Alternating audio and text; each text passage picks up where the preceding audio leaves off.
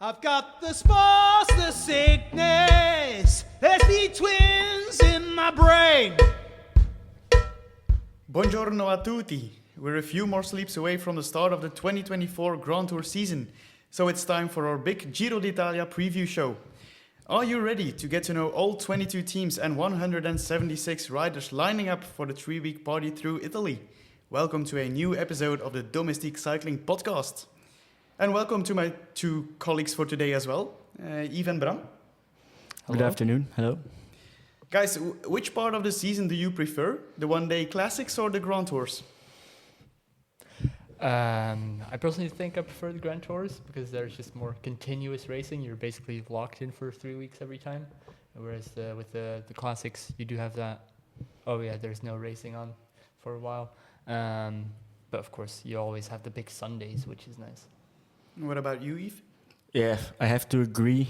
It's a grind, the Grand Tours. 3 weeks, only 2 Mondays for some rest. But yeah, a Grand Tour is always something special for the riders, but for us as well. So I'm happy we're at the start of the Grand Tour season. Are you guys ready for 3 weeks of Giro d'Italia in which we have 3 weeks of content and storytelling? Yes. Of course.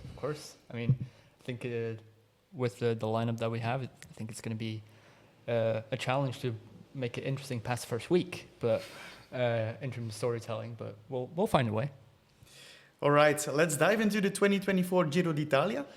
The tactics for today are pretty easy. I'll serve you guys all the teams that will be there for the Grande Partenza on Saturday, one by one, after which you can discuss all of the riders. Vai, we'll start with Ineos Grenadiers. For Ineos Grenadiers, we have at the start Geraint Thomas, Damon Arendsman, Tobias Vos, Filippo Ganna, Jonathan Narvaez, Magnus Sheffield, and Ben and Connor Swift. It's Thomas is out for revenge after last year, where he collapsed in the final real stage, the time trial, individual time trial, against Primoz Roglic. So he wants to take that pink jersey home. He has quite a strong team on his side, with Arendsman, who is more of a shadow favorite, in my opinion, not a real domestique. But then Tobias Vos, Ganna, Narvaez, that whole team, it's basically their A squad, their best squad they can line up, minus a Bernal and a Carlos Rodriguez. But besides those two, a Pidcock, but Pidcock is more as a leader, and if you take a Thomas and an Arendsman, you can't take Pidcock with them, otherwise you might have some problems with domestiques in the third week. But a strong squad overall.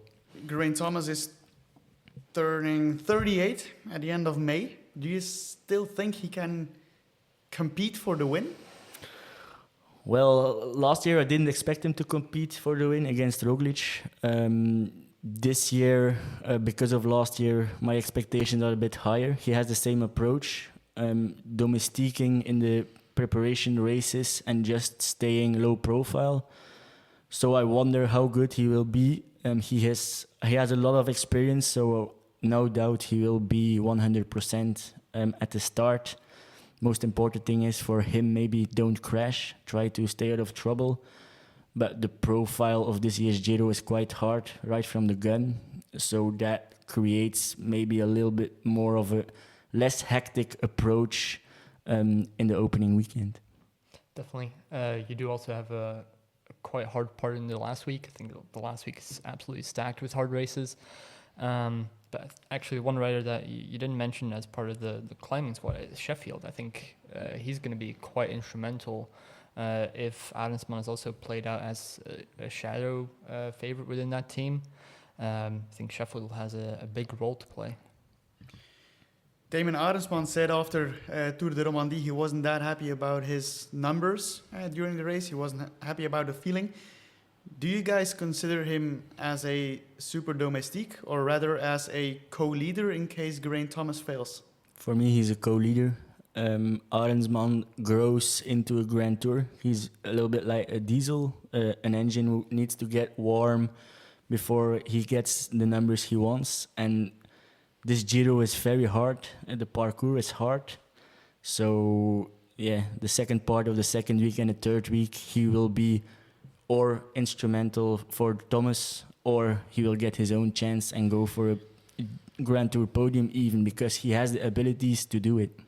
As you say, Arensman is someone who really peaks towards a third week in a Grand Tour. But as you mentioned, the first two stages are pretty hard. I think we have a mountaintop finish on the second day already. Yeah. And there's a certain Slovenian in the pack. If you're not there right from the gun, I think you have a problem. Well, I think it's a very weird Giro to approach, because you have to be 100% from Saturday on, because the opening weekend is so hard, but then you have to be top level 3 weeks later as well. So you can't say I'm going to grow into the race. And for some riders, it's a benefit that it's hard right from the gun. For others, they are maybe a little bit scared about that opening weekend, and the first week in general is hard. I think in general, just Arensman shouldn't lose any time on purpose. If he does Domestique early on in the race, I think, which is what he'll do, he just shouldn't lose time. I think that's something they did last year as well, with Arensman and the Plus finishing in the top 10. I think a very similar strategy could be played out this year, but Arensman a little bit more conservatively in his domestiquing duty, so he loses even less time. But there's also just a choice to be made: do you race against Pogacar or not? Because I think racing against Pogacar might actually destroy your own chances.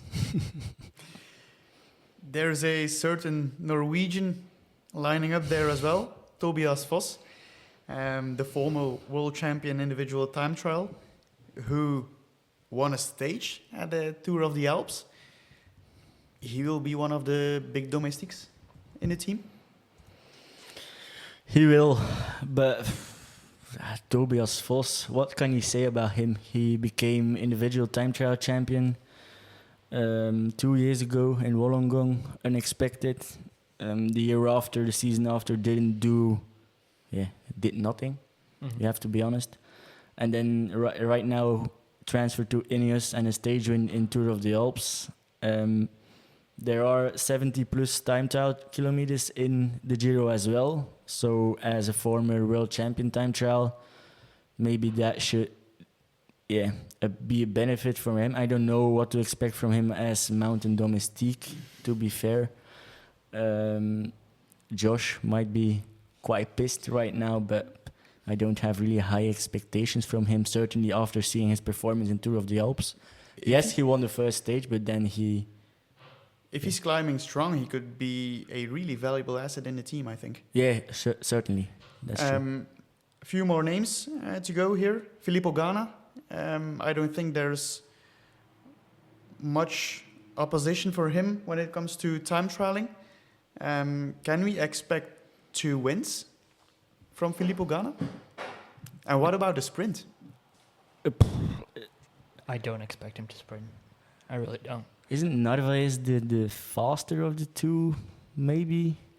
I think it Because depends on there the aren't a stage. lot of straightforward sprints in the Giro. There's always a climb-ish or a hill right before the end. So, yeah, The question is, will they sprint or will they choose not to just because of safety and don't get any riders into trouble? I wouldn't sprint if I would be within the Ineos team. They are bringing Thomas Arensman with a strong support squad. So then you have only one goal, one target, and that's getting on that Grand Tour podium, getting the pink jersey. But of course, the TTs, I do think Ganna is going to be Yeah, the main of favorite course. for those, because there's no risk there, unless like a slide. But there is some challenge, but I think he's by far the strongest TTer in the Grand Tour. And then there's Magnus Sheffield. What about him? His season has already been quite long. He started in early in the season, then classics, and now going to the Grand Tour. But yeah, the guy is so talented. He can do a lot. He can ride on cobbles. He can ride on tough mountain stages. So I hope he gets some freedom. Late second week, maybe third week, all depends on their two leaders or one leader. They are, Ineos mentions there is only one leader. I don't know what they're mentioning about Arendsman. Probably only It's all about G here. luxury And domestique. They said they want to race aggressively. I don't know what that means, but Has Ineos ever done that? Well, good luck riding aggressively with a certain Slovenian at the finish at start, first of all. But yeah, I hope he gets some freedom. okay, first team done, guys. Let's move on to number 2. That's Alpecin-Deceuninck. We have Caden Groves, Tobias Bayer, Nicola Conchi, Quinten Hermans, Jimmy Janssens, Timo Killich, Edward Plankaart, and Fabio van den Bosse. So I think this team is pretty obvious, going for the sprint with Caden Groves. And for the other guys, it's all about being in the breakaways. I do definitely see some breakaway guys like Hermans and Janssens and Conchi. Well, Bayer too, I guess. But when it comes to Groves, which is really what they're coming here for, I don't rate his chances that highly this year. Like the field of sprinters that is at this Grand Tour is quite stacked, to be honest. So, yeah, I'm not super impressed by this squad. The results aren't there for Caden Groves so far this season. He's done 14 race days, UAE Tour, Paris-Nice, the Volta Next Classic and Scheldeprijs. And the best result was a 9th place at UAE Tour. So that's pretty disappointing, isn't it? Yeah, he can surprise us. Was last year in the Giro, or that he dropped out of the Ciclamino fight as well due to COVID. Yeah. He was one of the strongest sprinters there, and he would have been the top contender for the Ciclamino back then. But yeah, as you guys said, this year he didn't perform yet. Had some knee issues as well during the season. So yeah, he's on the start line, so he will be 100% fit. But how will his condition be, and how is he in comparison to a Temelier, for example? So yeah. You owe me an explanation here, Bram. Before the recording, you mentioned Alpecin-Deceuninck as the weakest team at the start. Sure. I think it's just, in general, there are some stage hunters, and then you have the sprint train, but the main part of the sprint train is having a good sprinter at the end, and right now I don't think they have that. So you basically have half a team which is they're not going to be able to contribute much to the race, because okay, they're going to bring Groves to the front, and then he's going to get like annihilated by Jacobsen and Madliers, Milan. Like, yeah, it's. I think you're quite rude, because Caden Groves has the capabilities to do it. He didn't show it yet this season, but if he finds his legs, he can battle for a stage win, in my opinion. But I'm not really impressed by the sprint train they're bringing here. Well, I don't know who will be the leader. Probably Timo Killich. I think Plankaart and Van den Bos. I have no clue, but I'm very interested to see what Killich is going to do as well in this year's Giro. In comparison to Groves, the guy has a good season. He won the Vuelta Next Classic. He finished 5th in Le Samin. Yes, of course, those are the 0.1 races, but still he did it. In the Volta Classic, he was first before Pascal Eekhoorn, who is, if Pascal is in the break, he can always do something.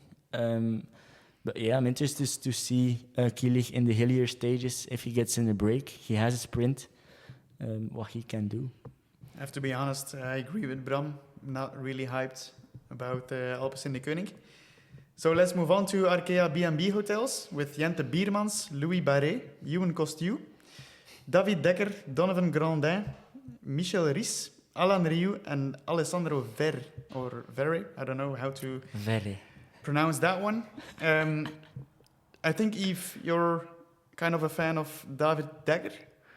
In fantasy games, he's one of your obvious picks. He's always cheap in fantasy games, and No, and then sprints a top 10 in a flat stage.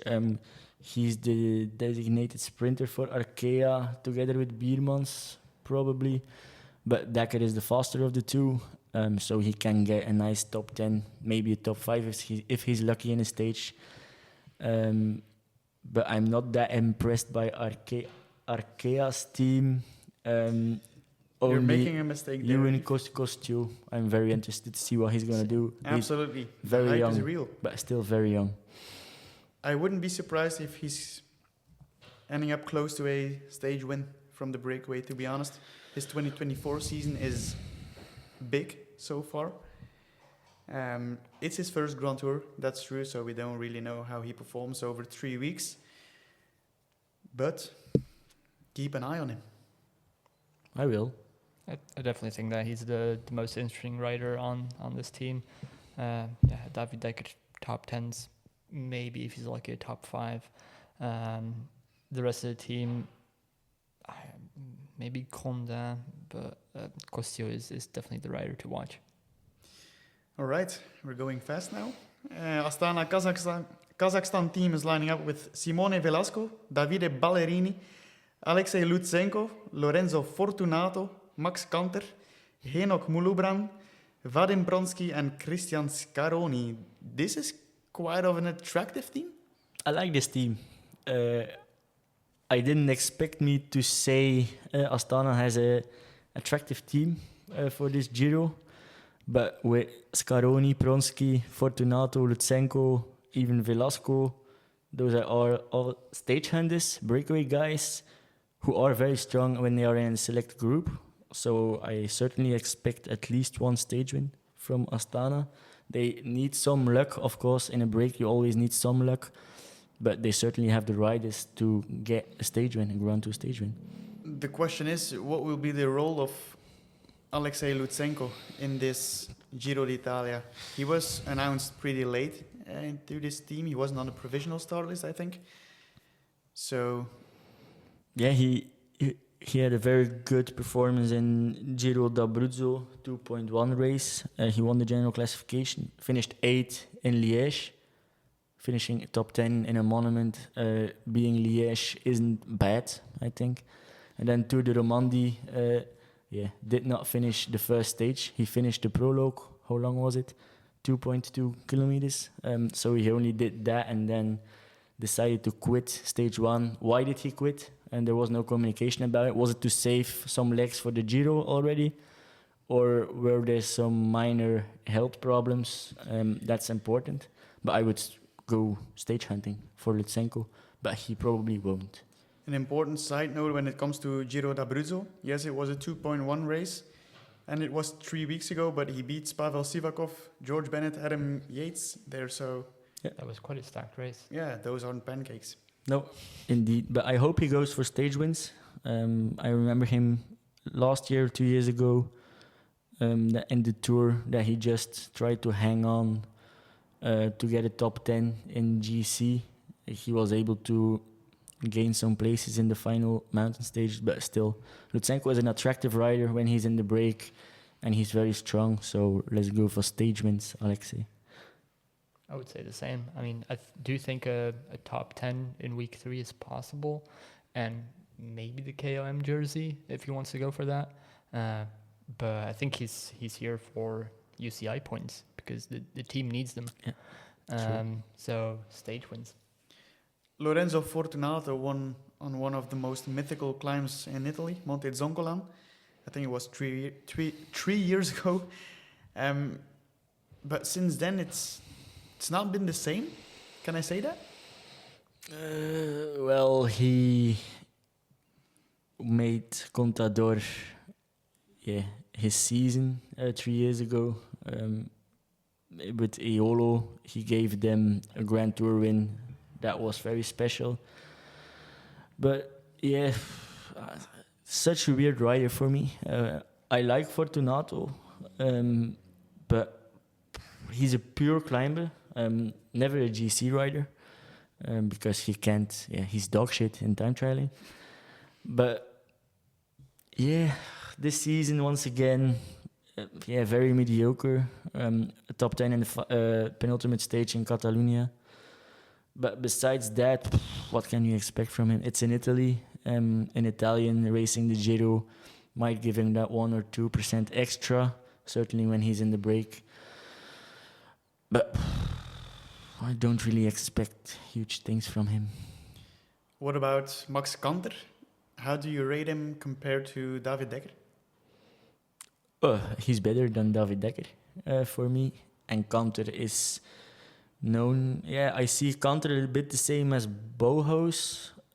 Messy sprints, when there isn't really an organization from sprint trains that they can get a top 5, maybe a top 3. I always have to watch out from those two Germans. We will talk about Bauhaus later, but I see them a little bit similar. With Ballerini as lead out? Yeah. Interesting duo. Yeah, it is. And yeah, Ballerini can train his lead out to give Cavendish that Tour de France win later this season. At Bora-Hansgrohe, we find another GC contender with Dani Felipe Martinez. They also bring Giovanni Aleotti, Jonas Koch, Florian Lipovic, Ryan Mullen, Maximilian Schachmann, Danny van Poppel, and Patrick Gamper. What about Dani Martinez? He is one of the biggest enigmas in the peloton. For me, he's the biggest contender for a contender. He will be the closest to Tadej Pogacar for me at the end. So you already know my second place later on. He was very good in Algarve. He showed will to ride offensively, and he showed panache and punch at the finish as well. After Algarve, I have to be honest as well, he didn't really perform that strong anymore. But I expect him to be 100% at the start of the Giro. With Roglic going to Bora, there are some things that changed within that team, some approach, some tactics, etc. And it seems to suit him because he's riding. He had a good start of the season. 28, he is leader, only leader, knowing Vlasov, Hindley, Roglic, all going to the Tour.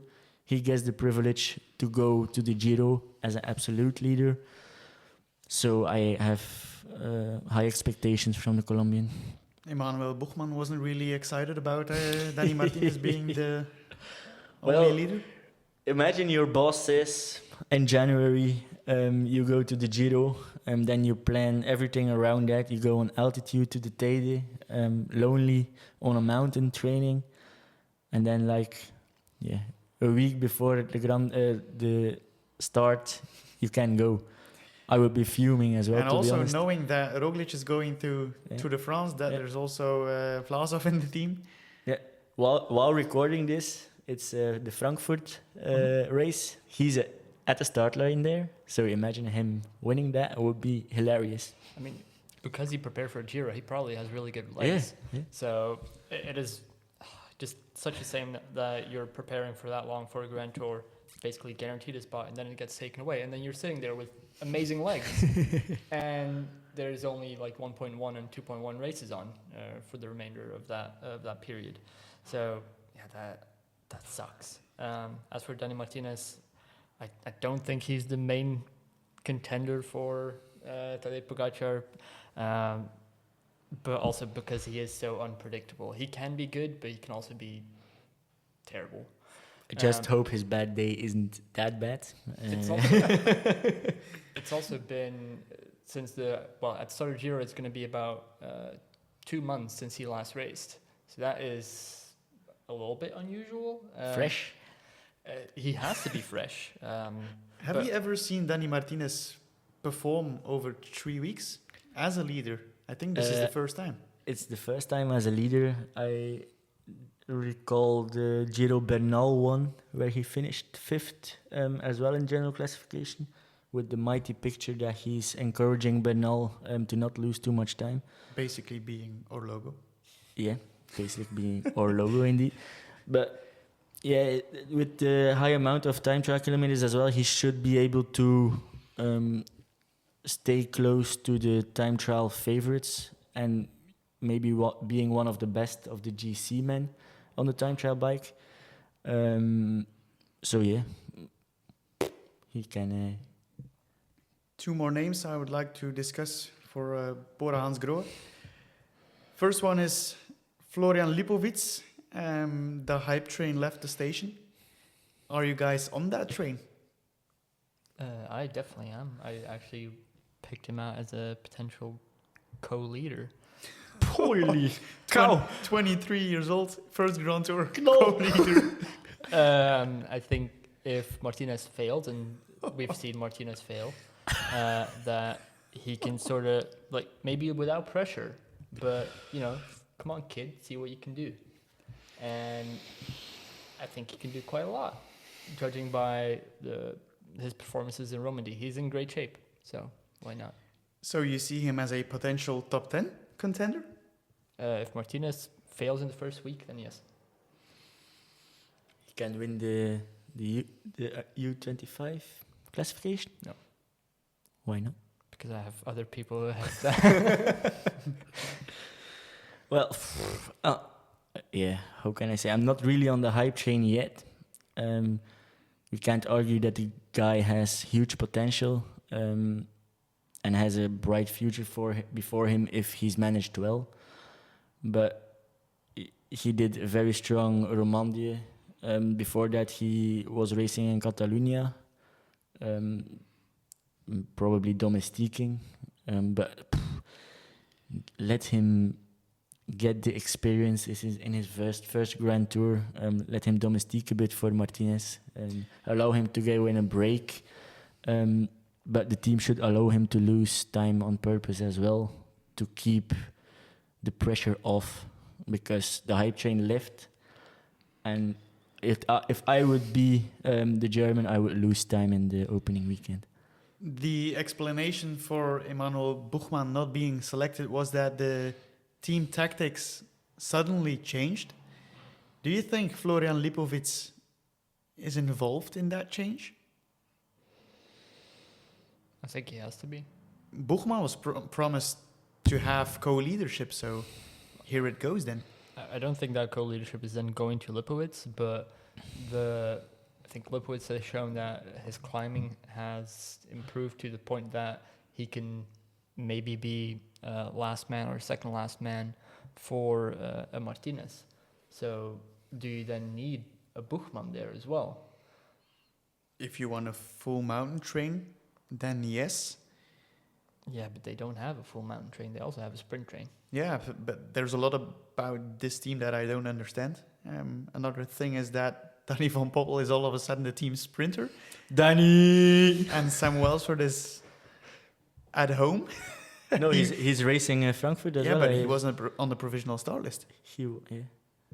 It's a really weird choice. I mean, Van Poppel has said that he doesn't like to be the sprint leader, and then the I team love makes it. You go to Grand Tour with a sprinter who doesn't like to be main sprinter. I love it. But he still performs. Yeah. Van Poppel will get at least 1-2 top 5s. You said about Max Kanter that he's there when the sprint is messy, but we saw in Turkey that Van Poppel, he's something else. I mean, he just positioning. He's one of the best at it. He's a beast. So, like, you can squeeze top 5s just by good positioning.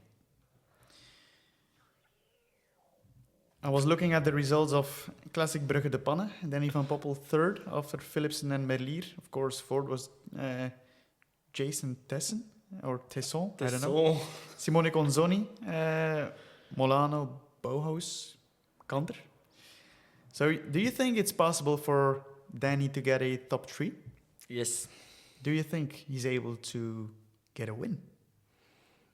In a sprint, everything is possible, but if the other top sprinters, or at least one of those other top sprinters, gets in the perfect position, no. But if it's hectic and chaos, and then he certainly can grab a win, but not in normal circumstances. All right. Bram, you said about Alpecin-Deceuninck that they're the weakest team at the start. For me, that's Team Cofidis, but the past has proven us, if Domestique says Cofidis is weak, They most of the time get a stage win in the Grand Tour. The 8 riders lining up are Stefano Oldani, Stanislav Aniolkowski, Nicolas de Beaumarchais, Thomas Champion, Ruben Fernandez, Simon Geschke, Benjamin Thomas, and Harrison Wood. Yeah, I'm not hyped. No, I'm not hyped. I think Oldani for the break, and that's their one chance at a stage win. But even Oldani, come on. 27 race days. He's done, nothing, in my opinion. No, but he's one of those guys that just at the Giro can appear and perform. Like he's shown that in the past. But yeah, that's really their only chance at a stage win.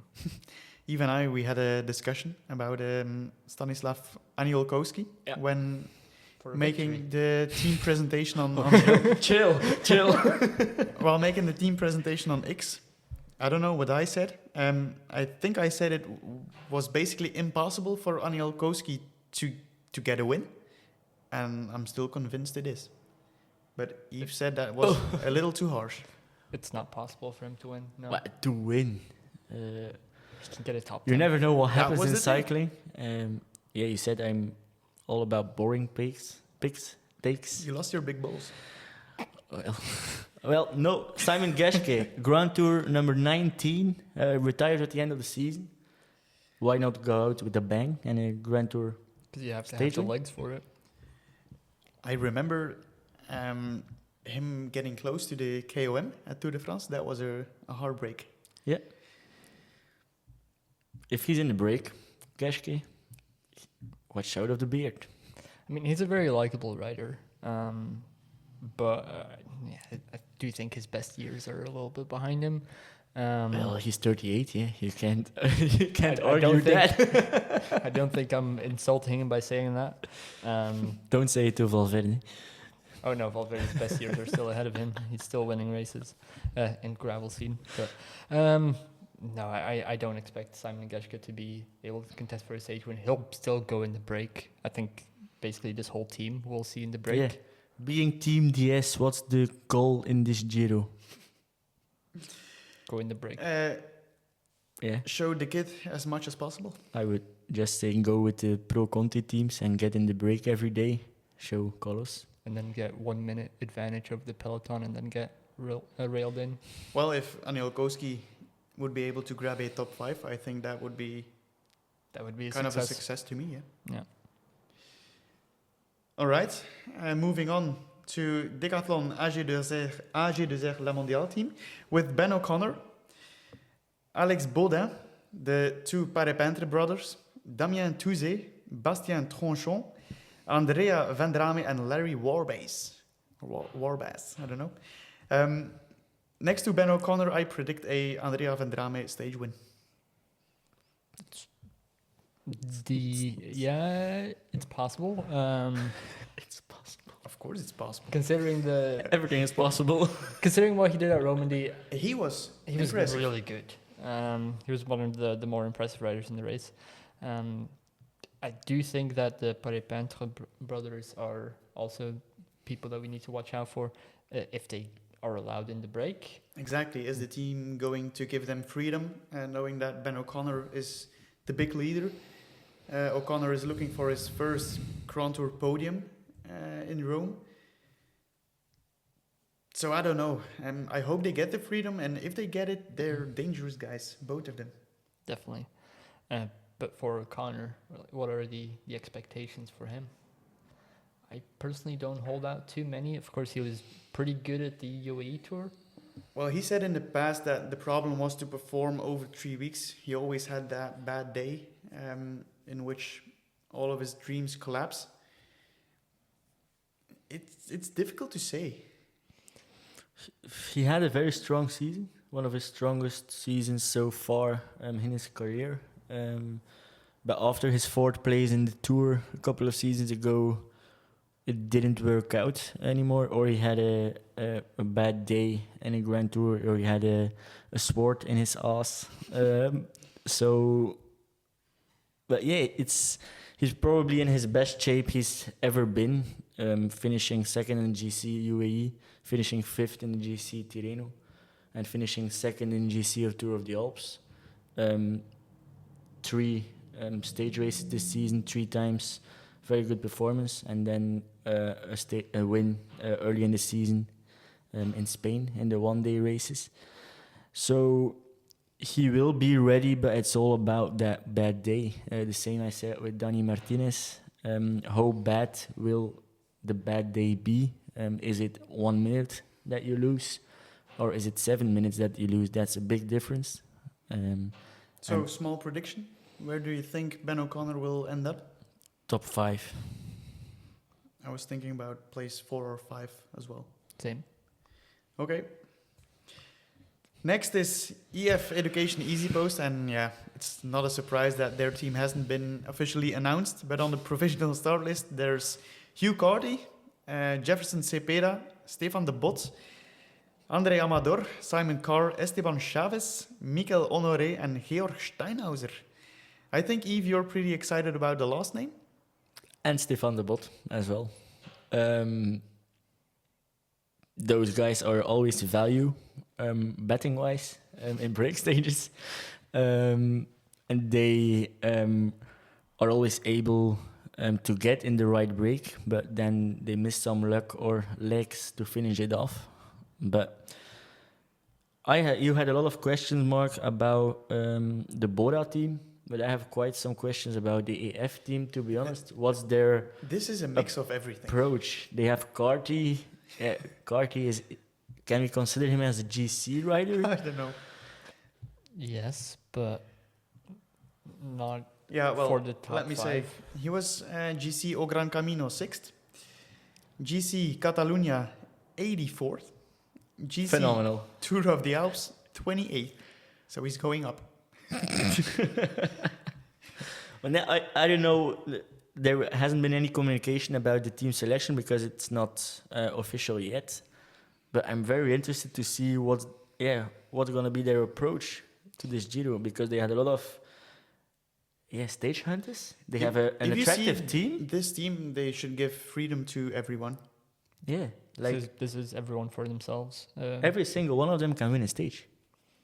Yeah, Most mainly of them. from the break. I think Cardi, it will be harder because the GC guys might not let him ride. And winning from the GC group is basically impossible. I don't know. I wouldn't be surprised if Carty is already 5 minutes behind after 1 week. Okay, and then he can go for stages for sure. But in general, this is a very interesting attacking team. Do we see any KOM hunters in this team? This is the KOM hunting team for me. They have multiple cards to play. And who's your pick? Well, Simon Carr showed in Tour of the Alps that he likes to go for a mountain jersey, a KOM jersey. But, yeah, Chavez, Cepeda, those guys can do it as well. They can climb well enough to be in the mix on all sort of terrain. They can do it, yeah. I see them a little bit like the little track last year with Ciccone, the polka dot in Tour de France, where they went all in for their jersey and the whole team domestiqued for that. And yeah, maybe they will do the same in the third week, because we all know the third week matters the most for the KOM jerseys. So they have the team to do the same. And they will have a new kit, I think. Will they have a new kit? Oh, they have to. It's It's pink. pink. They have to change it. Oh, love it. Maybe that's why they're waiting with the announcement again. Let's not make it black and white as a photo, because that's quite weird. Yeah, that was a little bit of fuck up. It's time for Groupama-FDJ. Same story here. The team hasn't been officially announced yet, but on the provisional start list are Lawrence Pithy, Louis Askey, Cyril Bart, Clément Davy, Lorenzo Germani, Olivier Legac, I don't know, Le Jacques. Fabien Lienhart, and Enzo Paleni. Lawrence Pithy. He's had a long season already for a guy this young. Why? Why you do this, being Groupama? 21 years old, Grand Tour debut. You have such a rider. His classic season was stacked with races. And then, beginning of May, go to the Giro. I mean, he's not going to ride for them again next year, so might as well That's use it true. while you have. That's true. Do you think he will be the main sprinter, or will it be Louis Askey? Well, they can do both, I guess. It's not like they have a dedicated sprint train. So it's the legs of the day and see where they end up. I will make the choice between one of them. Take Pithy out of here and we have a pretty weak team. B, not even considered a B team, more like a C team.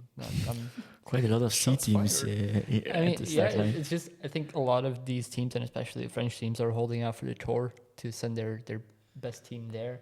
I think the Tour team for Groupama will be quite impressive. David Gaudu. I mean, sure, but in general, they have a pretty decent team these days, but they're basically only sending Pithy to the Giro. And at 21, that's too early to also play him out as a leader.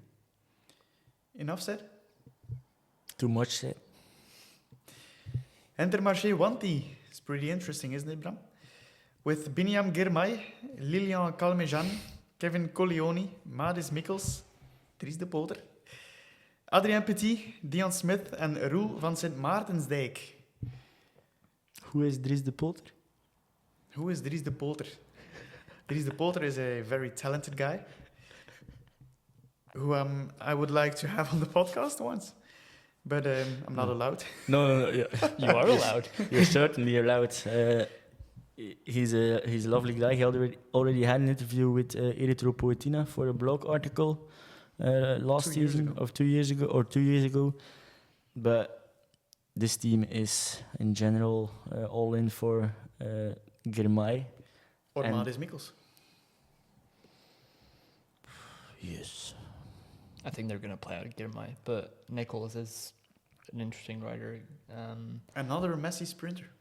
Yeah, true. Mate, that's gonna be Warzone. Warzone in those sprints. Girmay is always a messy sprinter. He can't ride a straight line, so that's just. He has to watch out about from the Kirk from the champagne that too, but Or it is just a. Prosecco. Like No? Girmay really has to start watching out for juries being even more critical of him, because he's getting a little bit of a reputation of not sprinting in straight lines. And the more he does it, the more likely it is that he will get disqualified in the future. Interesting name, Lilian Calmejean. Is it? The guy can go for the stage Grand Tour stage win trilogy. I think there's a lot of people on the start list that can go for that trilogy. Yeah, but Calmejean is one of those guys It will be on his mind for sure. who Yeah. can do it in a break stage. He's Got the team to do so. he has a team to do so. So, yeah. Moving on, Israel Premier Tech with Michael Woods, Simon Clark, Marco Frigo, Hugo Hofstetter, Riley Pickrell, Nadav Reisberg, Nick Schultz and Ethan Vernon. Eve, you're looking in a weird way. I never heard of that Reisberg guy. You said about Calmejean, he could go for the trilogy, but so could Michael Woods and Simon Clark as well, I think. I think it's a good thing Rusty Woods is not going for GC. Yeah, he'd be. Well, I don't think he would have much chance in the GC, to be honest. So, just stage hunting. I don't know if there's any like particularly steep finishes. I haven't really looked at the gradients of the finishes yet. But he is one of those riders that, like what he had last year with the Puy de Dôme. If it gets really steep, well, he's up there. And in general, Simon Clark, I think he's 36. It's gonna get a little bit more. 37. Nice. It's gonna be difficult against this young generation, but he still has it in him. I don't think he's a bad rider at this point. But in that team, I would like to see Riley Pickrell try something. Yeah, As a young rider. for sure. I was going to say we have 4 riders that are under 25 in this team. That's half of the team, which is kind of unique, isn't it? For Israel Premier Tech and the average age of their riders, this is a surprise, yeah. It is a little bit known as the Peloton's retirement home. But seeing the young riders, also riders with chances for victories or for good results, it's nice. Like you have an Ethan Vernon. Who will be their sprinter? well- Hofstetter or Vernon? In the team announcements, they said we have Hofstetter, Pickrell, and Vernon to have some fun in the flatter stages.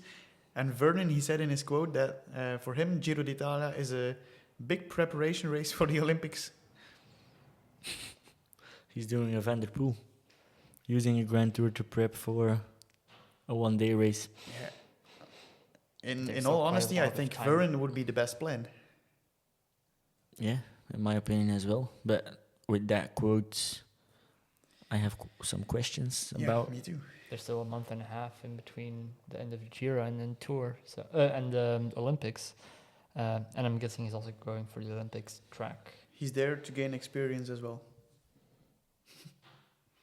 Good luck gaining experience, and I hope he switches it up and goes for a stage win and not see it as a preparation, but just he's fast. He's very fast. He's a track rider. He has to prove him maybe a little bit more at the top of the sprinting field, but knowing the speed he has, why not just go for it? And weird. I'm very disappointed in that quote, to be honest. You don't go to the Giro as a preparation race. Like, you just don't. I mean, maybe a Van der Poel does, because, you know, that's the type of rider, like, he has big goals. But for a rider like Vernon, I think this should be the highlight of the season. Of course, there's the Olympics, and the track is important to him. But to actually say that in the press, that, the Giro, It's weird to say. yeah, I wouldn't have said it. Bram, you're excited about Pickrell. I'm excited about Marco Frigo. He got close multiple times last year. Yeah, true. That was the first time I really got to know him. So I hope he can do better. And yeah, why not win a stage? I mean, if he continues the line from last year, I think that's a possibility. Yeah, there's just so many stage hunters in this Grand Tour. It's kind of like normally you'd have a lot more domestiques in a team with like one leader or GC leader and then a bunch of domestiques. But due to Pogacar being here, I think most have just, okay, we'll just go for stages and build their teams around that. Are you sad our friend isn't part of this team? Derek G? Yeah, I mean, it'd be so lovely to have him there. So we see Hopefully that. Tour de France. Yeah, I would assume that he's being left out of the Giro so he can go to the Tour. I really hope that at least. But it would have been amazing to sort of see him get that second chance at, ending the row of second places. Yeah, it's a shame. All right, guys, halfway there. Moving on to team number 12, which is an attractive one. A little trek is going through Italy with Jonathan Milan, Andrea Bajoli, Simone Consoni, Emmanuel Gebrecht-Zabier, Daan Hole, Juan P. Lopez, Jasper Stuyven, and Edward Teuns. One of the best sprinters in the field, Milan, lining up. Then Juan P. Lopez, good legs, proved it last week's. Interesting team, a little bit, two sides, sprinting squad and a GC. Very strong train, in my opinion. The strongest in the field for me. With Consoni, Hole, Stuyven and Teuns. Having that in front of your sprinter, I think it's also a team with a lot of backup options. If Milan is not there for some reason, maybe he crashes out in the first week. We never know. That they still have plenty of options to play out, and I do like seeing that in the team as well. How difficult do you think it is for Jasper Stuyven to be back at Giro d'Italia after his injury without any race days? I don't think the lack of race days is a problem, but I do have some question marks about what form he can have. Although he didn't have to stay off the bike for that long, but letting your body recover from that type of crash, he has to have lost some form. Maybe he will consider the first week of racing as kind of training and gaining race rhythm again. Yeah, I mean, the second part of the first week and the second week are some easier stages where I think he could be played out a little bit more. I don't know if he should be played out as a favorite or as a leader in any stage, but I don't think there's any pressure on him. He can do what he has to. If I asked you what you thought about Andrea Bajoli as a potential KOM candidate, but you weren't convinced. We said earlier this episode, a rider being enigma. For me, Bajoli is exactly the same. He can be outrageously good in a race or in a stage, but then he can be hidden for 2, 3, 4, 5 racing weeks. You don't see him. He has the potential to do so, but will he do it? I have my doubts. Is it on his mind?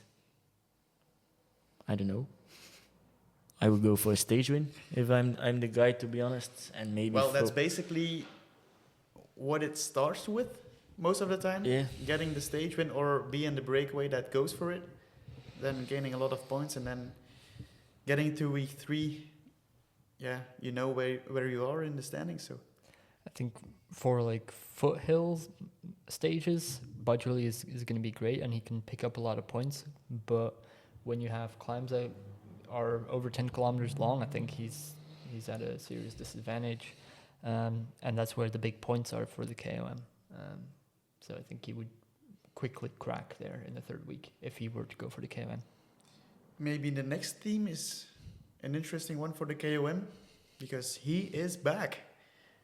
Nairo Quintana is back since Tour de France 2022. And on his side, he gets Albert Torres, Will Barta, Davide Cimolai, Fernando Gaviria, Lorenzo Milesi, Ainer Rubio, and Pelayo Sanchez. Nairo Quintana to start with. Nairo, man. He said, I'm going to experience a lot of pain. Yeah, You can take some painkillers for that. I've seen that too. And why would you do that? I have a lot of questions. He knows he's still in pain. He's at the start of a Grand Tour. 3 weeks doing that 100% fit is painful at the end as well. So starting it with pain, I don't know how strong he is mentally. He's probably very strong, but doing that, what are you gonna achieve in this Giro? Even 100% fit and without pain, it's hard for him to do something, in my opinion. With pain, he will fill the bunch, and I don't expect things from Quint. Are there any other riders you expect something from? I'm interested for Gaviria launching his sprint with 700 meters to go, time after time again. And then being pissed that he's caught right before the finish. Lorenzo Milesi, I'm interested to see how he can perform in the time trials. Knowing the time trial riders in the bunch this Giro aren't a lot. There aren't a lot of good time trialists present. Rubio, for me, that's one of the big KOM contenders. I agree. And Pelayo Sanchez, in a reduced group, he's very fast. He proved it this season already. It's his first year in a World Tour team. He had a good Vuelta last season, I think, that he went into spotlight there. So if there is going a small break group to the line and Pelayo Sanchez is in there, don't count him out. Otherwise, a mix of different things in the squad. It's Movistar after all, so they always do special things. But Anything you would like to add, Bram? I mean, yeah, Sanchez is probably the one I'm most interested in seeing how he improved after going to Movistar, coming from the green team. I forgot their name, sorry. Caja, of course. So I think him in breakaways is going to be really interesting. And then, of course, Rubio. Does he go for You were talking about Peleo Sanchez? Yeah. He was coming from Burgos. Burgos. Sorry for all of Spanish listeners. So I think Rubio, KOM, or GC. no. I don't think he has a TT in him for a GC. Please don't try. I could Give us something. Can we find a trident in this team? um, Quintana, Rubio, and who's the third leader for GC? I want to see another trident. No. Regardless, it is Movistar. I wouldn't put him past it. I wouldn't put it past him to try with Rubio to go for a top 10 of GC. I hope they don't. I think he is, if he tries to go for it, one of the favorites for the KOM jersey. Just the way that he climbs, he should be able to win it. He won a stage last year. Yeah. On Crans Montana. That was the joke with Thibaut Pinot. Thibaut Pinot and Jefferson Cepeda. Oh, sorry. Sorry, Pinot lovers. That was a funny one. Soudal Quick-Step. Julien Alaphilippe. Joseph Czerny. Jan Hirt. Luc Lamperti. Tim Merlier. Pieter Serry. Bert van Lerbergen en Mauri van Zevenand. Okay, Bram, this is your moment to put the spotlight on Julien Alaphilippe. Do I have to? In the Romandie, you said he was racing like a junior. Oh, he was. He was attacking at all the wrong times. And then going multiple times, and just, if you're going to go put everything in one attack, and like he was holding back, like doing small attack, waiting 2 kilometers, doing another one on slightly rolling roads. He just wasn't going to get a gap. That's training. Sure it is. He's training for the Giro. But he was also trying to win a stage and doing it completely the wrong way. I'm not lying, I expect big things actually. Damn. What about you? What are these big things, though? Do you expect him to win a stage? To get close, at least. He That's- will race in a very stupid way, that's for sure. But I expect him to race this race like he raced the Tour last year, where you just always try to get in the break, and sometimes even trying to bridge over while the break's already gone. Like, he wastes so much energy in a Grand Tour. isn't that nice while you're doing Domestique Live that there's happening something?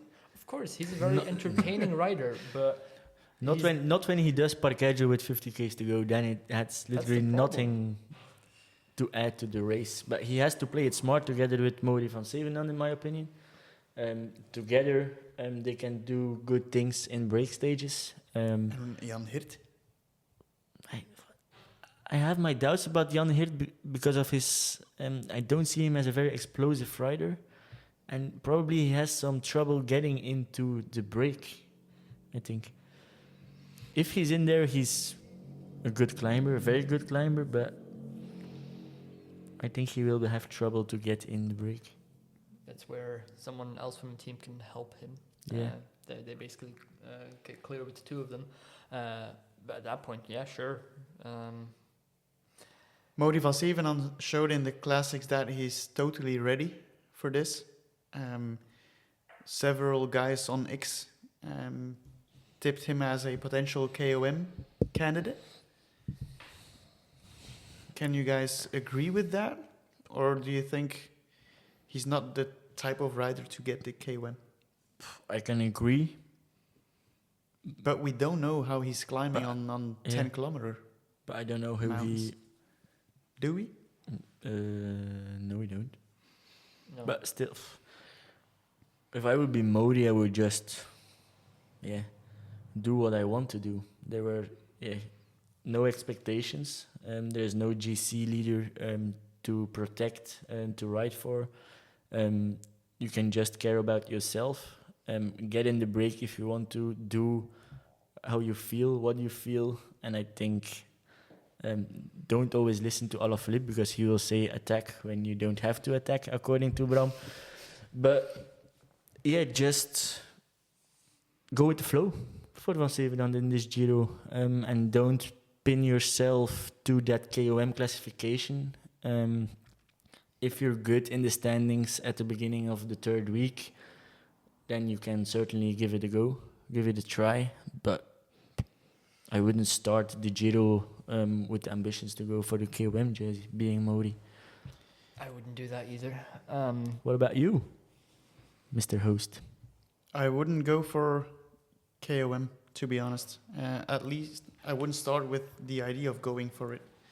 As I said, that's something that needs to grow in your mind, I think, as a rider. Stage win is priority. And if you're there, then you can see what's possible. The team also has one of the fastest guys in the bunch. Maybe the fastest, Temelir. Melir. Yeah, Melir is the top favorite in sprint stages in this Giro, even above a Milan, for example, because the pure speed Melir has is unmatched. He's probably even the fastest sprinter on earth at this point.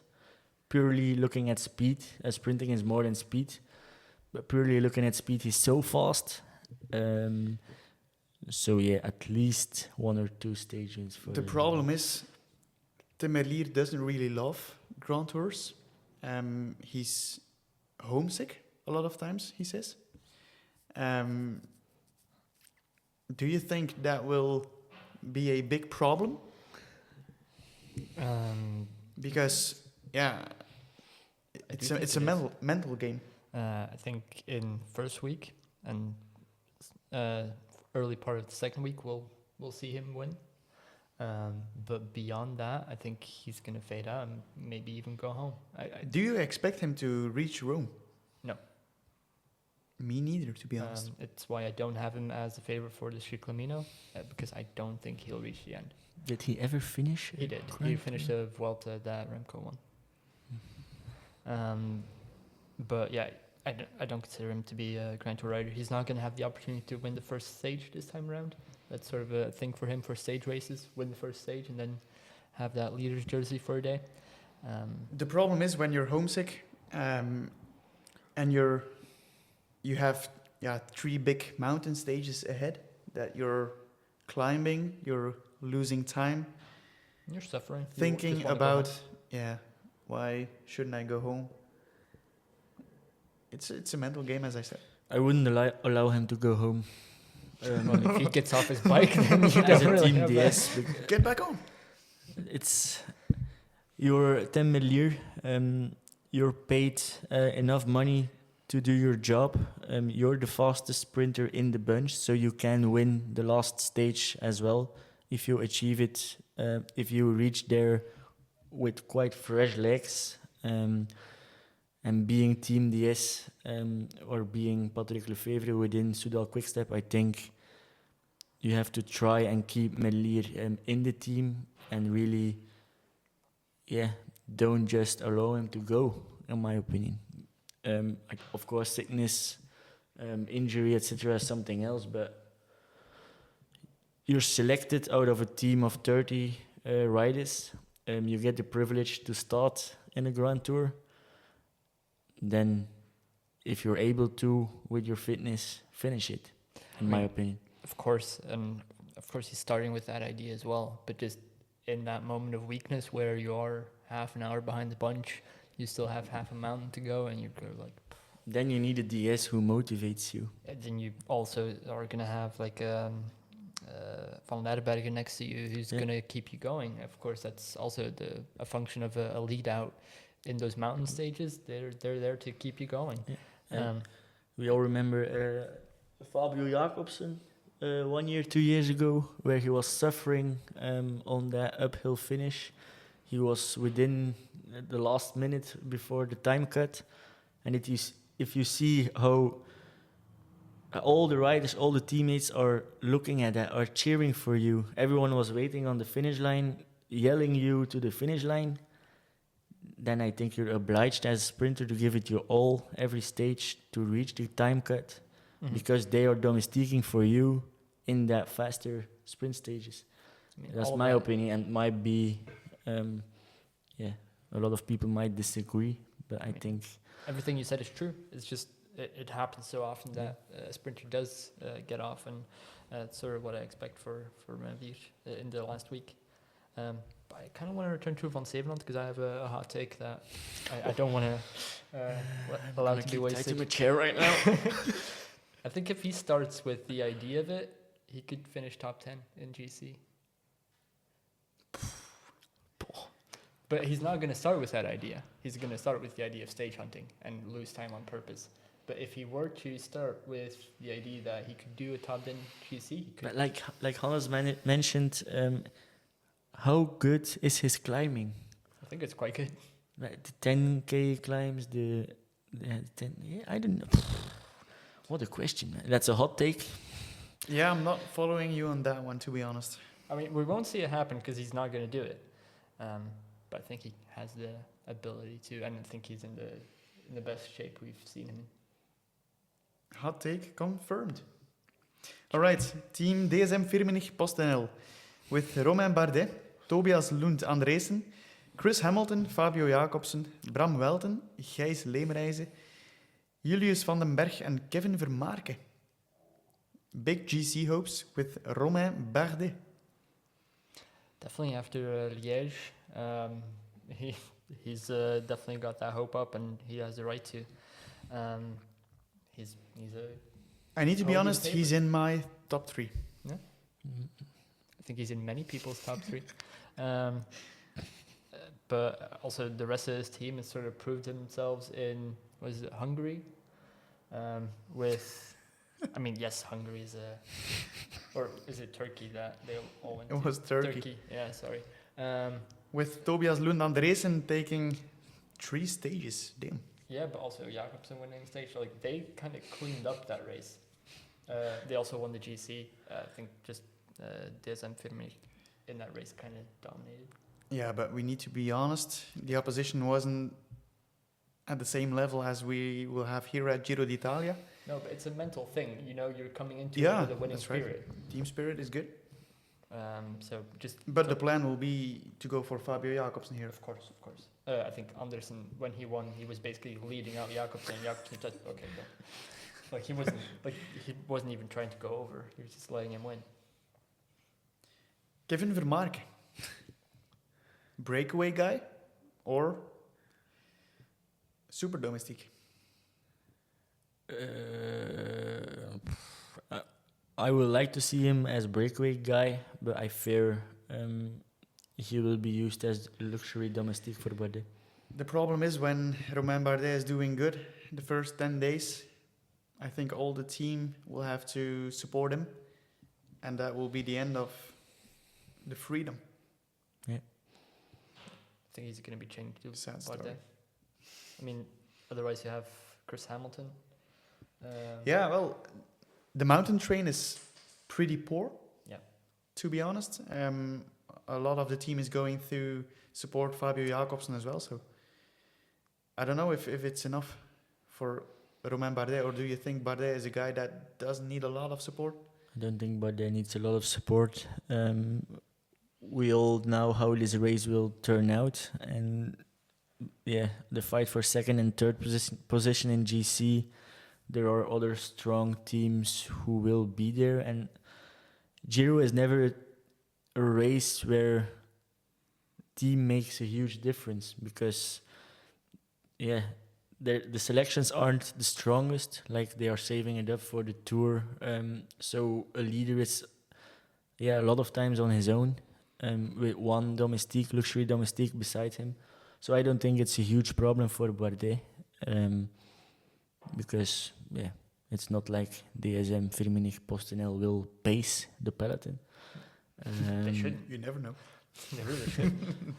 Anyway, if Vermaarke if he gets the freedom, he's one to keep an eye on. Yeah.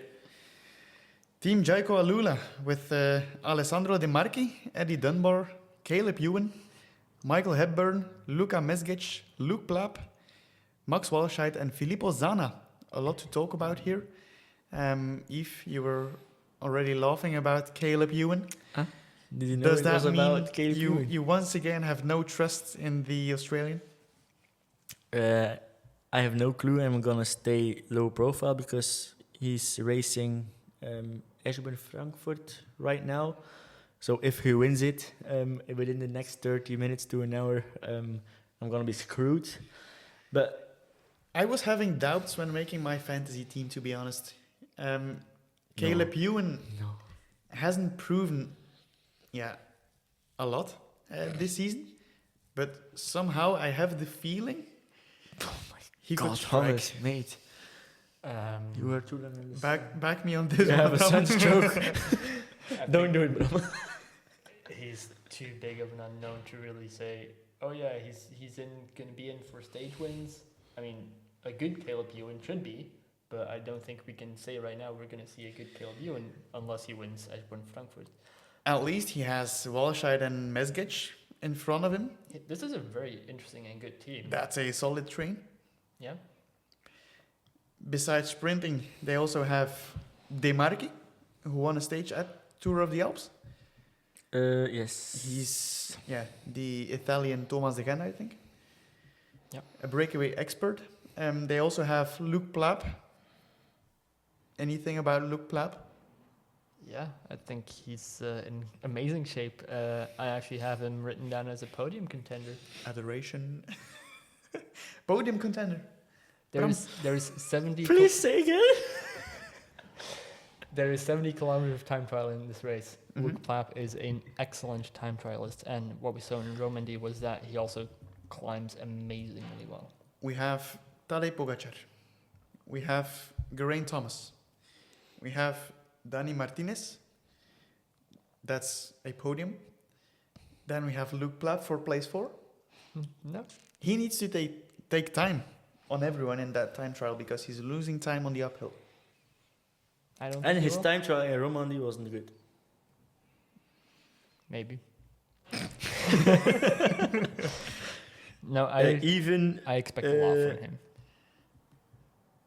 Lenny Martinez beat him in the time trial in Romandy. I mean, what was the time trial? Was it the prologue or the? The 15 kilometers time trial. The real one. I don't even recall who won that. Who won that? McNulty. Oh right. Filippo Zana. KOM contender for me. Damn. That's a lot of KOM contenders. Well, isn't it always the case that KOM is the most interesting and attractive fight in the third week? Definitely. Yeah. Breakaway guy, 100%. Could be a mountain domestique as well if they want to play him out as that. But I think he's too attractive a rider to chain him. When is this Giro for Team Jayco AlUla successful? A stage win. A stage win, yeah. I think they have the team to do it. I think with Doesn't matter which one? Sprint? Breakaway? no, I don't think it matters.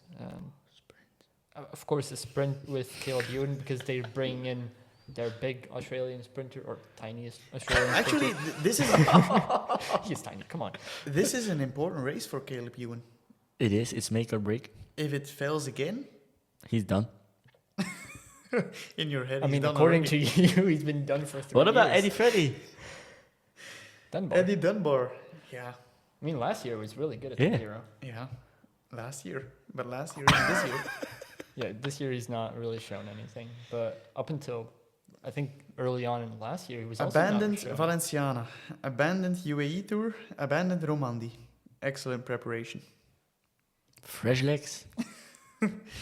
No, as a breakaway rider picking stages, yes. He's never gonna do that.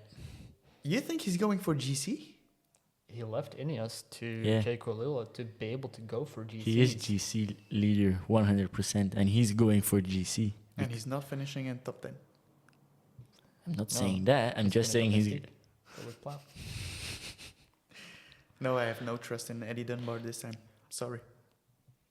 Rude. Team Polti Kometa. Matteo Fabro, Davide Bais, Mattia Bais, Giovanni Lonardi, Mirko Maestri, Andrea Pietrobon, Davide Piganzoli, and Francisco Munoz. Yves, one of your favorite teams? I like the team, I have to be honest. Let's start with the less obvious one. Lonardi, the sprinter. Won a stage in Turkey. Of course, it's only Turkey. But still won a stage. Finished 7th and 8th in a stage in Tirreno Adriatico. Finished 2nd and 3rd in stages in Valenciana. So he is fast. Winning a stage will be very difficult. Getting in the top 5 is They need certainly another possible. Davide Bais scenario, I think. The way it went last year. He won a stage from the breakaway, I think. Yeah. Was it Davide? Yeah, it was Davide. Yeah. It was Davide. If that happens again and they are in the right breakaway, it's possible, but still. Won't be easy. Davide Piganzoli. Yeah, I hear a lot of people talking Hype about train. him, but I'm not on the hype train. Talk to me. about Come him. on. Convince Bram. him. Wait. Pigan, only writing his name is real difficult. That's not At good least for his the- name is nicer than the Finished Polti Kometa 10th. shirt. True. Finished 10th in the general classification in the Tour of the Alps. Only 21 years old. Came from the Eolo U23 team. Was very strong there. Won the GC in the Tour of Antalya earlier this season. Of course, it's only Tour of Antalya. He finished before. Yeah, let's not talk about that. All right. Alessandro Pinarelli was second. course. The guy was very good in the youth categories. Showed he's able to climb very well in the pro ranks, and finished multiple times in Tour of the Alps close to the top 10. So yeah, an interesting rider, a young Italian. We can't put too much pressure on the guy, but it's something a rider to watch for me in this Giro. Yeah, right. I'll also watch him. I don't think he's gonna break any records or like win stages. But I think. Well, I'm just. I thought he was gonna say I don't think he will break any pots, but That's kind of what I was gonna say, but then I kind of put myself in a sticky situation. So I'll watch out for him. Do you think this team needs a stage win to be successful? no. No. Just be in a lot of breakaways? Show their colors, and get maybe top 5, top 3 is already a small victory for them. I'm a little bit disappointed in the progress from the team in general. I expected them 4 years ago with Fortunato that they would get You know what it is? Progress. I still have the problem when seeing this lineup that this is a wildcard team. Yeah. While with X, Yeah. for instance, it's different. That's a comparison I wanted to make. I expect Contador was in there, Basso was in there. They came into the pro ranks with a bang in the Giro, but they have Matteo Fabro right now. Last season from Bora. I don't know if that's a But good that's signing, to be not honest. the transfer you You want need to to grow. see. If you see the growth and progress, they probably invest a lot in the youth because they have a U23 team, and for a pro team like they are, that's quite a big investment, I assume. So maybe within the next 5 years, some young Italians like a Piganzoli, for example, will really get to the higher ranks of pro cycling. But then the difficulty will be, can they keep them in the team? That's the main Because challenge. Visma, for example, they are already buying 14, 15-year-old riders. That's insane. So that's a difficult situation for teams like Polti Kometa. All right, moving on to Team Visma-Lease bike. The name game is over, but I was right. Jumbo. Now you can say it. Christophe Laporte, Eduardo Affini, Tim van Dijken, Robert Geesink, Olaf Kooi, Jan Tratnik, Kian Uitenbroeks and Attila Valter. The name game which we won, by the way. Yeah. Still has to be officially announced. But But it's official now. Olaf Kooi. Very fast.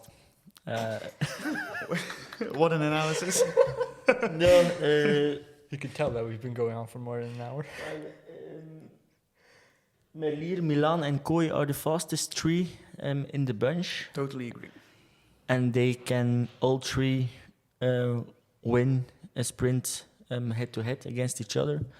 And Kooi also has... Kooi has Laporte And Van Dijken. and Van Dijk as lead-out, so that's pretty strong.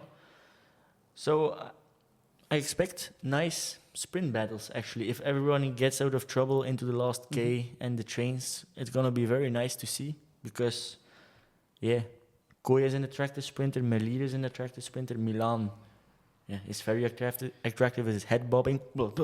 So, Visma-Lease bike said that they would take every flat opportunity.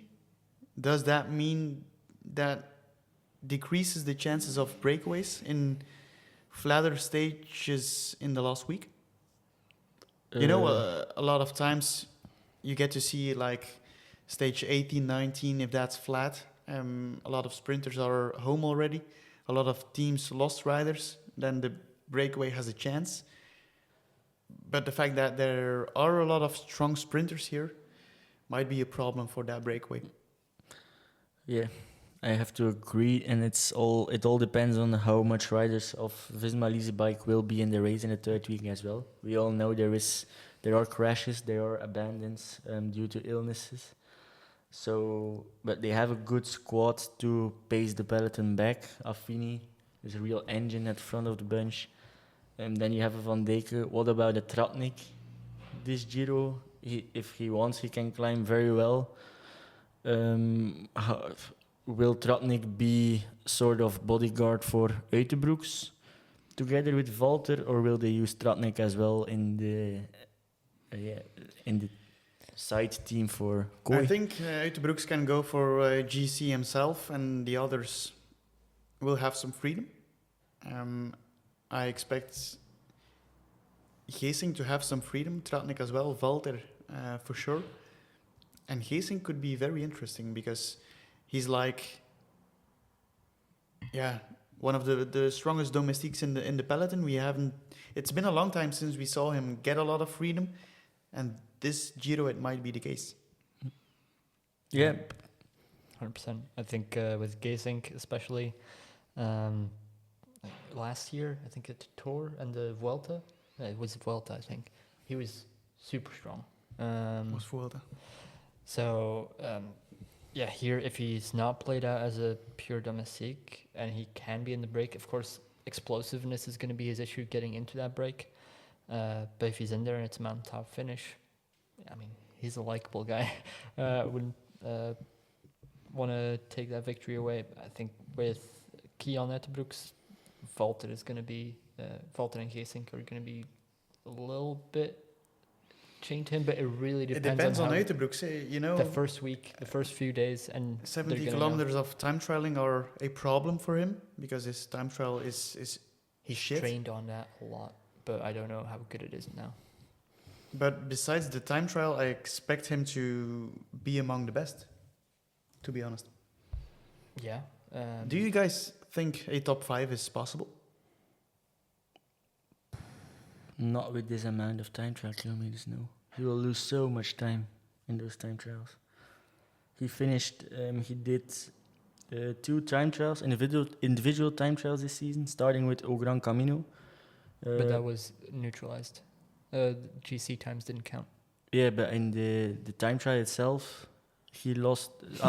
So because of the bad weather. Yeah, the times didn't count, so you could write it at your own pace. Then was Tirreno, 129th. Winner of that time trial was Juan Ayuso. Kian was 1 minute and 10 seconds down in a time trial of How much kilometers? 10 kilometers. That's quite an It's 7 minutes. Yes, if we do the rough maths, multiply but with 10 7. kilometers TT or 30 kilometer TT, they're very different.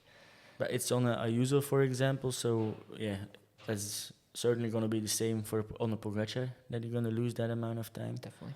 Dani Martinez is a good time trialist as well. Thomas is a good time trialist as well. Then the podium is gone. Then yeah, top 5 might be possible. It all depends on his time trial performances. All right. Anything to add? No. Well, actually, what do we expect of Laporte? Because he's been given number 1. Super lead out. Also, I don't think these numbers are official yet. Okay. So no, I think super lead out. Christophe Laporte. And some freedom in the hillier stages where Kooi gets dropped, then Laporte can sprint if it's a bunch sprint. Does he get any, does he get sort of played out as a Wout van Aert in the Tour, where he gets used as a satellite rider? Because he does have some climbing ability as well. I don't think so, to be honest. There isn't a real leader within the team for GC, so that satellite tactic. No. I think the GC plan here is basically, we'll see where it ends. No pressure. Good. Tudor Pro Cycling Team, Matteo Trentin, Alberto Dainese, Robin Froidevaux, Alexander Kamp, Alexander Krieger, Marius Meyerhofer, Michael Steurer and Florian Stork. Decent sprint train for Dainese, but... You dislike Dainese, isn't it? I don't understand the hype for him now. We got a discussion last year in which Bram said Dainese was not a top-level sprinter, I think. Didn't he win a stage that year? In the Giro? He won a stage, yeah. In 2023 and 2022. I would like to be. My criticism was mainly that Dieter played him out every single day there was a sprint stage. And I think because he had a high odds on betting sites. That's Dieter's mindset. Yeah, because from the moment there's a roundabout in the fucking lineup, in the finish, then he's gone. But not with this train, I hope. I mean, he had decent Meyerhofer, lead-outs Krieger, before. Trentin. He just doesn't follow them. His lead out will be at the front, and he's 50 places back. You're basically saying that a stage win is impossible for Alberto Dainese? No, it's not impossible. He's done it before. But for a flat run in 5 kilometers. He's actually a very powerful sprinter. Pure sprinter. He's really good, and he'd be able to get a lot more wins, but he doesn't follow his lead outs.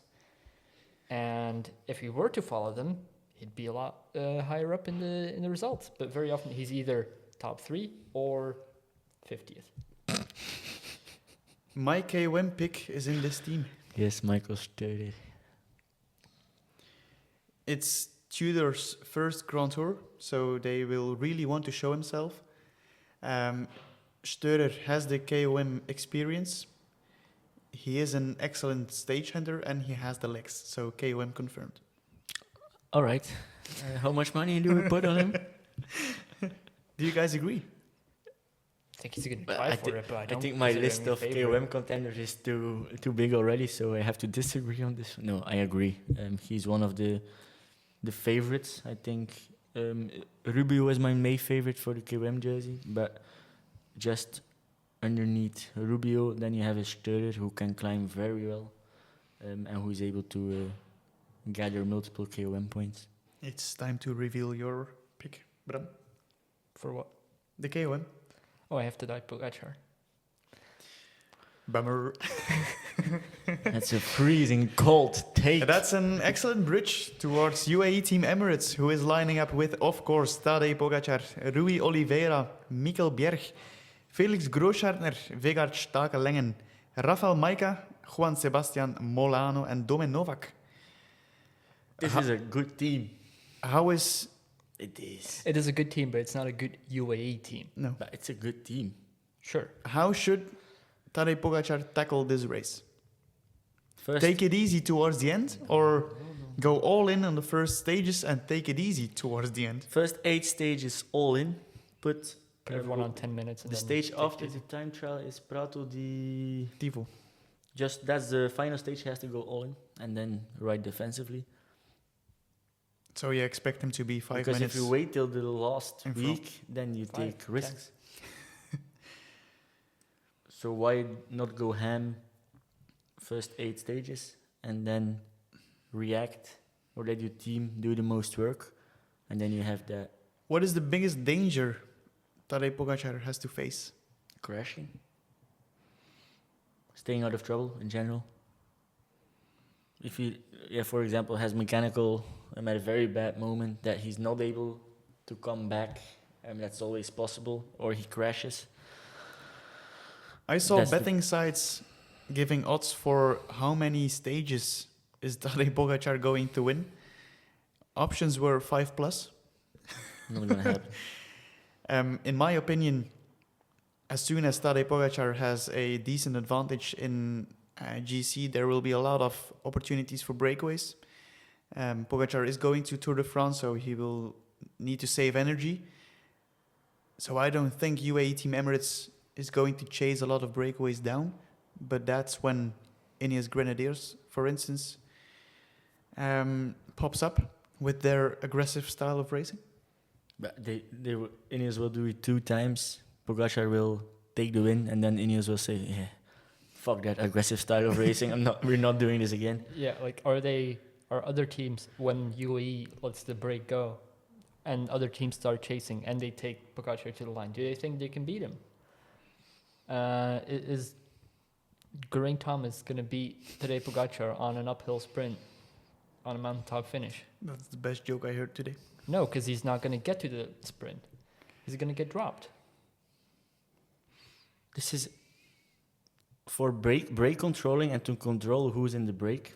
Is this a very good UAE squad? They have riders with an Oliveira, a Bjerg, a Langen who can control who goes into brake. They've got a lot of experience. Yeah, so this is a perfect squad for the goal they want to achieve. They want to gift Pogacar the overall win without using too much energy, and this is a perfect team to do it.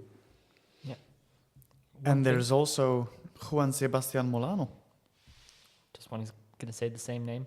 Does he go? Is he allowed to go for sprints? For sure. Yeah, Has to be, right? Because that's why he's in this team. Absolutely. Question is he another strong Messi enough? sprinter, isn't it? Is he strong enough to beat guys like Merlier and Koy? He's one of those weird ones where suddenly has these just amazing legs.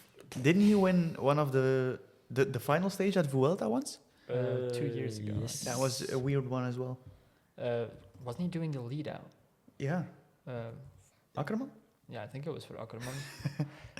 So, yeah, I mean, he has the power for it. I'm actually really interested in seeing what Novak can do if he's allowed to try something. No one is allowed to do Imagine something. Pogacar has 5 minutes advantage in GC and just sends all of his domestiques in the breakaway.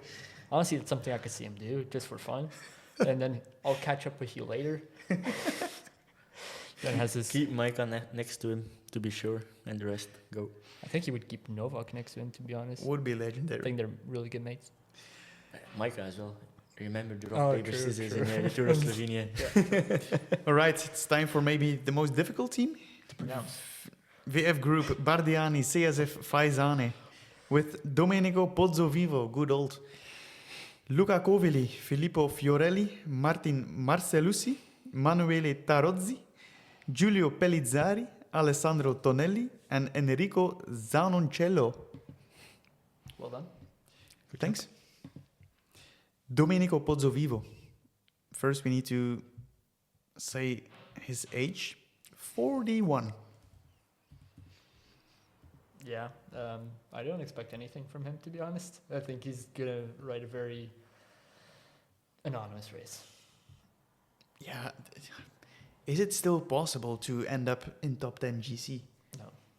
I don't think so either. No. Like, the amount of options for top 10, there's not that many GC riders here, so it is possible. Like if he sits 12th or like up till 15th, I can see him finish. And if there's 5 guys crashing out, then maybe. But Yeah, well, outright, he is not a favorite for top 10. besides Pozzo Vivo, this is a team for which I asked to do some research. They have sprinters with Fiorelli and Zanoncello. Yeah. Which is the best option? Fiorelli, I think. None of the two. I mean, like neither of them are. gonna Fiorelli finish did top 5. early season.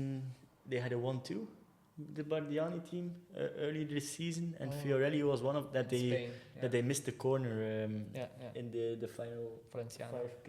Yeah. Yeah, I wouldn't get in the mix in sprint stages even for them, because with all due respect, those guys should put their effort in breaks. I know if Luca Kovili. I remember us last year saying that he was one of the interesting breakaway candidates. Hmm. Does that still count? it does for me. Yeah, together with Pellizzari and the high mountain breaks. So basically this is same story as Polti Kometa. Interesting names to follow, to keep an eye on, and Not the nicest shirts to keep an eye on. no, the Italian pro teams. Yeah, They're flamboyant. it's weird because it's Italian. All right, Weird. guys. Ultimo kilometro. We're almost there. Last team, Bahrain Victorious. Antonio Tiberi, Rainer Keplinger, Phil Bauhaus, Damiano Caruso, Andrea Pascalon, Edoardo Zambanini, Jascha Zuterlin, and Torsten Trein. Good old Caruso, Antonio Tiberi. Is that the duo for GC? Yeah, well, Both Caruso isn't even co-leaders, or is it all for Tiberi? all for Tiberi. I think so as well. I've seen some predictions that have put Tiberi in top 3. I saw this too. But And I need to be honest, I thought that was surprising. I know he's capable of doing great things, but top 3? I'd consider him to be a top 10 candidate, maybe top 5. does Not top 3. someone of you guys know how old he is? Without He's looking it still up? young. 22? Yeah, Yeah, would be my guess too. 22 years old. That's very young, and he already has quite a history. Definitely.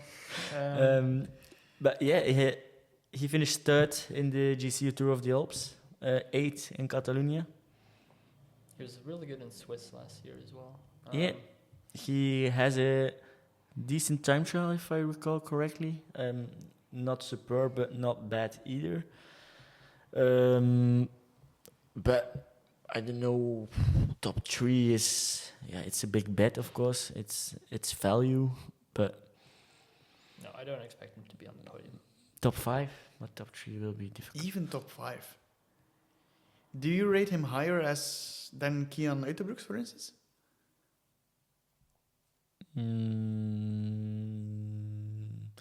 Normally no, but with the amount of time trial kilometers in the Giro, maybe yes. I'm still going for Uiterbroeks, to be honest. Same. Phil Bauhaus, you mentioned him already. The powerhouse. Yeah. He will be in the mix in one or multiple A sprint with stages. headwind? He has so much power. He can be in the wind for 200 meters longer than the others and still be first at the line. He has a decent season as well. So he won a stage last year in the Giro as well, if I recall correctly. Could be. I don't know if there are profiles with a draggy finish to the line, but if it's like 2-3%, then he will certainly be in the mix.